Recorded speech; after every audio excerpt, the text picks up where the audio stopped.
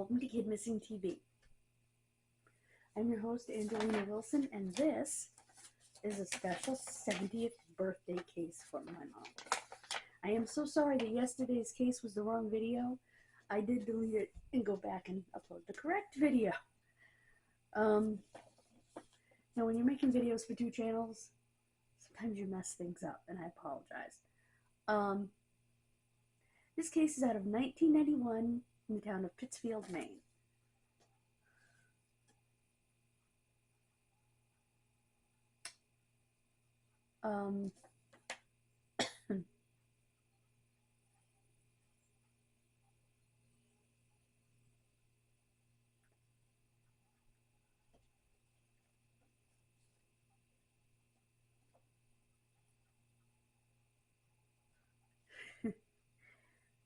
One thing he enjoyed doing that many boys in his time period, later 80s, early 90s, enjoyed doing was playing Mike Tyson's Punch-Out on the NES. In fact, that game's worth a lot of money now.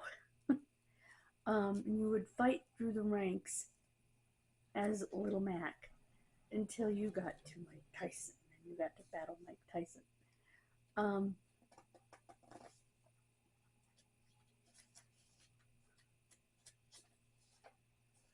14-year-old Christopher Rines made this accomplishment. He beat Mike Tyson at the game. He was 14 years old. He was a freshman in high school. He was a good kid.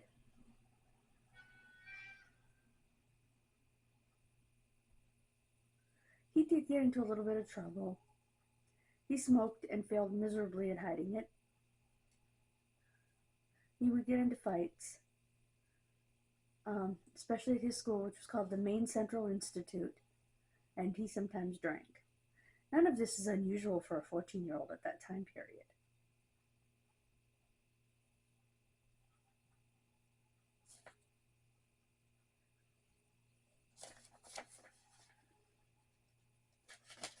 He was a quiet kid until you got to know him. He loved his video games. He would stay up late playing Pac-Man on Atari.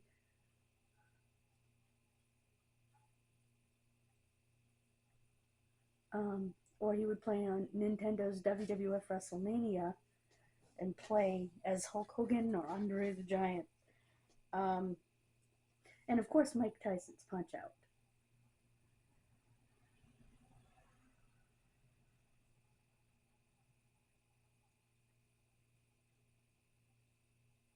He snuck out at night.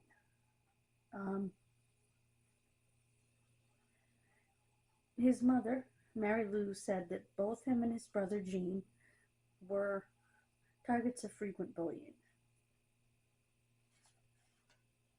He also had difficulty with learning.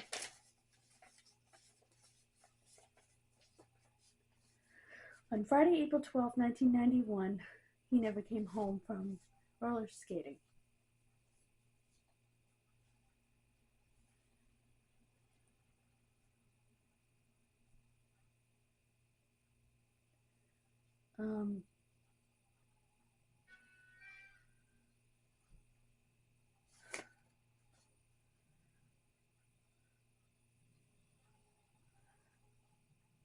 On May 2nd, his body was found in Mill Pond,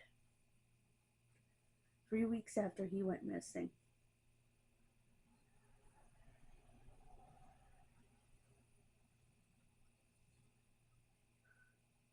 It's 25 feet from the shoreline under 6 feet of ice-cold 43-degree pond water. This area is now Fendler Park in downtown Pittsfield, and his death was classified as a homicide. Who killed this little boy?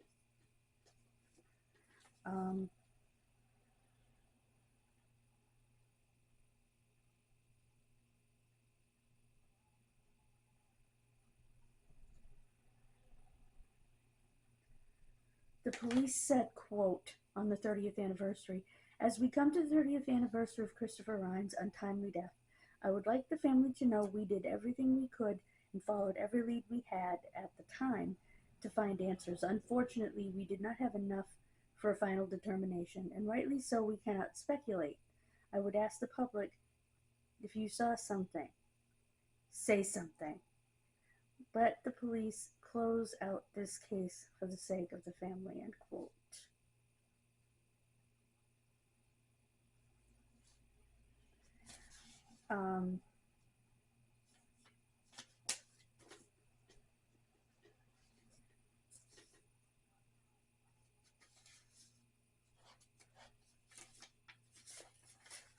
There is a memorial marker for him at the school with a blue spruce tree. They think the marker has been moved from the tennis courts because the tennis courts were taken out in renovation.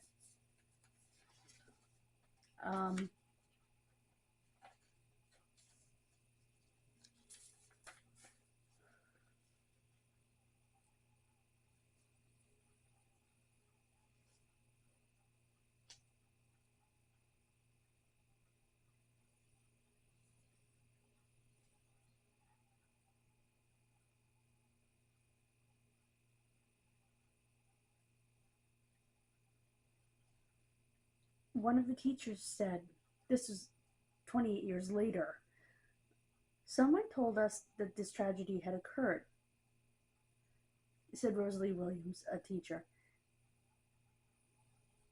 The young boy had drowned in the mill pond.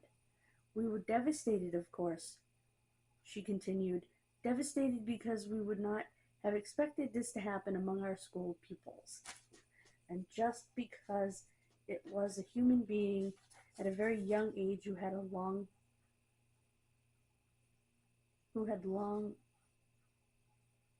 his life. I'm not sure how that was worded, but it wasn't worded like that. Who had a long life ahead, maybe? Anyway, end quote.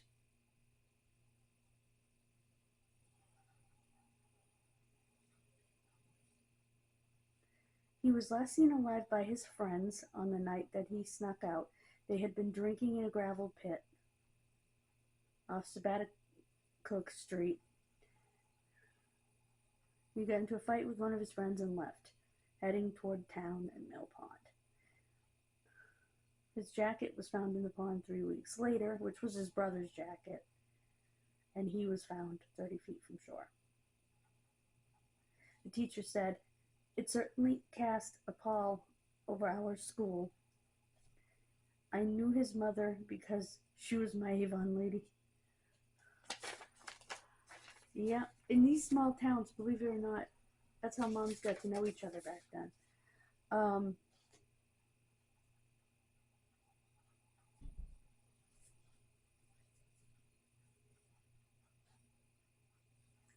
Yep, she believes there was foul play, which they already determined when they removed his body that he was murdered. So there must have been injuries other than just the obvious drowning.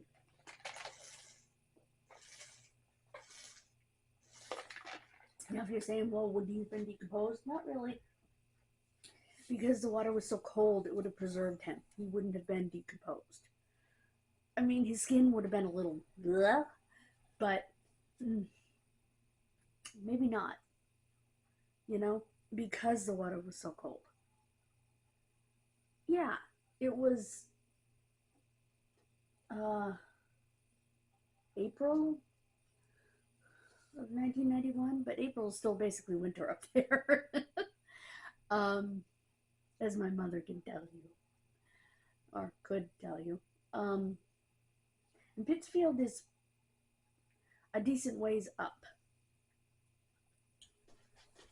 It's a little past the middle. I've never personally been to that particular town, but I do have an aunt who lives up there, and it's a ways.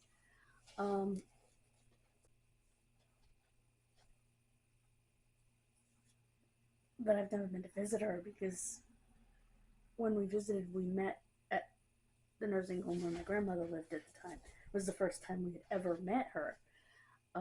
We had only talked to her on the phone after we found her.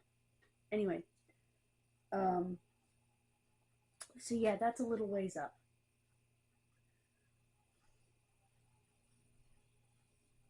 A little ways further up than where my family is, and my family's 4 or 5 hours away from where I live at the bottom of Massachusetts.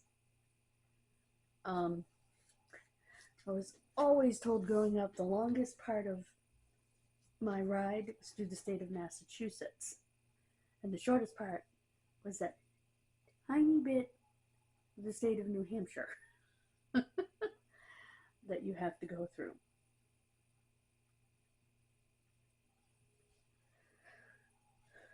And you go to Maine and drive another 3 or so hours.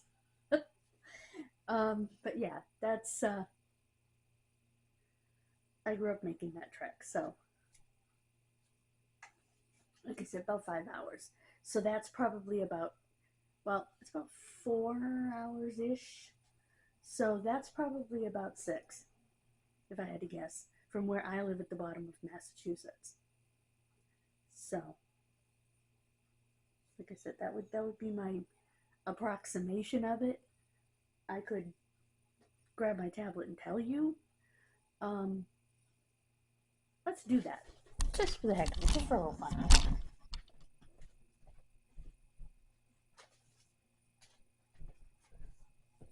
Let's find out exactly what it is. Whoops. I gotta put you over here so the poster's in the right place.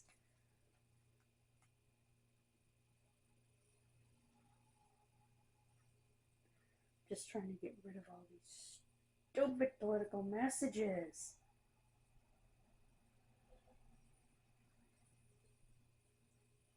And PT is coming tomorrow, not today. Such an idiot. Anyway. Alright, let's do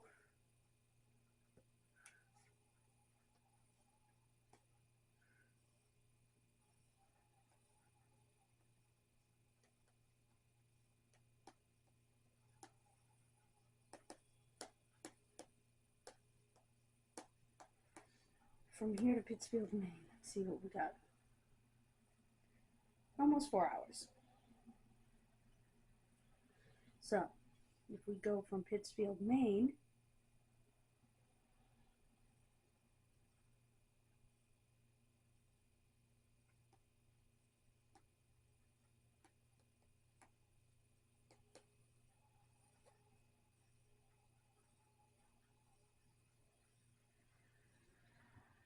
no, Livermore, Maine, not Livermore, California, you moron. Oh my god. That's better.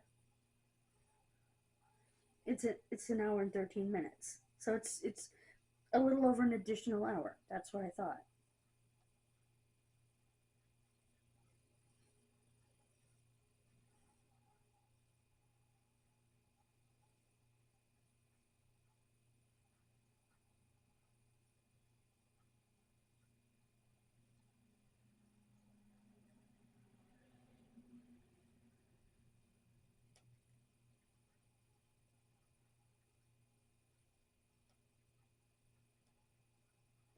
Um,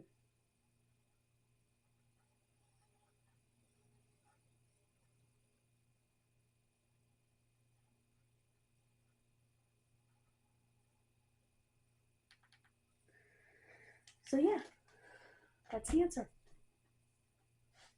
I was pretty close. Because I said it would be an additional hour or 2. And it's over an additional hour, so about an additional hour and a quarter.